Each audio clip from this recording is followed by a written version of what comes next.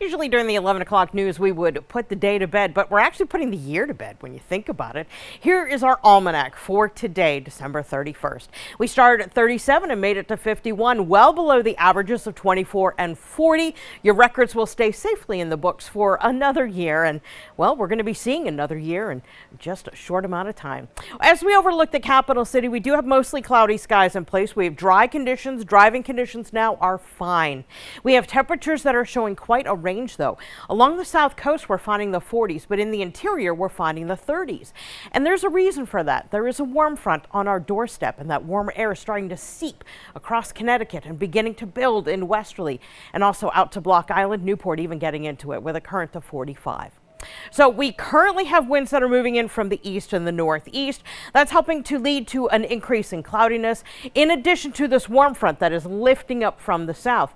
Now, this warm front is, well, interesting because it doesn't contain just rain. You see, when we zoom in, we actually have thunderstorms that are going on over Long Island as we speak, and they're actually pretty numerous too. There is a chance that they could hold together long enough to make it here as this warm front lifts into our region. So that will be our forecast as we go into tonight.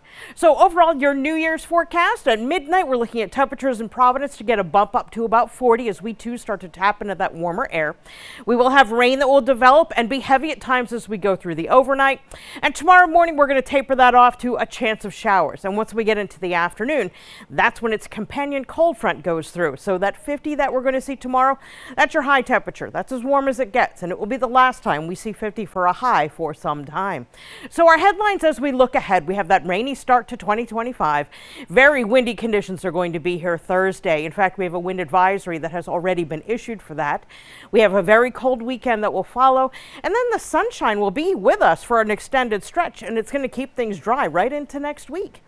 So our future cast for tonight shows the warm front lifting through and the temperatures responding in kind. About 2 a.m. if we're going to see thunderstorms, our window locally is generally between 2 and 3 a.m. So if you do hear a rumble of thunder, yes, that is a thunderstorm coming through. Now, after that passes, when we get to tomorrow, we may be left with a stray early shower, but most of the day will feature mostly cloudy skies. Then we get into the afternoon, and that's when we start to hear from that cold front. And that's why we're going to see a return to showers for the afternoon.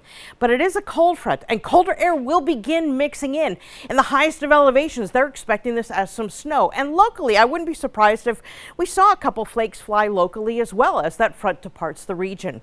Now, that front not only will give us a chance of finding those little spots of mixed precipitation. No accumulations expected, by the way. It's also going to pick up an incredible wind as temperatures drop across southern New England. So those gusty winds are going to make those already cold temperatures that are coming feel even colder. So how much rain can we see between this warm front, cold front combo? We're looking at about ½ an inch if you averaged everyone across the region together. Locally higher amounts, of course, if we happen to see any thunderstorms. So here's the deal with the wind advisory. At 7 p.m. Wednesday through 10 p.m. Thursday, we have the potential of seeing wind gusts sustained to 15 to 30 miles per hour, with gusts possible to 50 miles per hour, and locally higher gusts are possible in central and western Massachusetts. When will the winds peak? We're looking at that peak to happen as we hit about the, I'd say, noontime hour. So right smack in the middle of the day. That will be our worst of the wind.